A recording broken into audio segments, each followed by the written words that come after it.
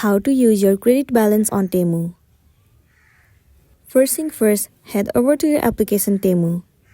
Enter your login credential as in your email address and the password, and then log into your specific account. Once you have been logged in, it will be landing you on its homepage. Head over to you at the bottom of the screen. Tons of different options will be visible to you. Head over to credit balance. It will be landing you on this page. Let's say you have enough credit balance to make a purchase. In order to use it, what you want to do is, first of all, browse and select the product you want to purchase. Once you are ready to make the purchase, click on your cart and then proceed to checkout page. Well, during the checkout, the Temu will typically show you the available credit balance. You can apply it to your order by selecting the appropriate option.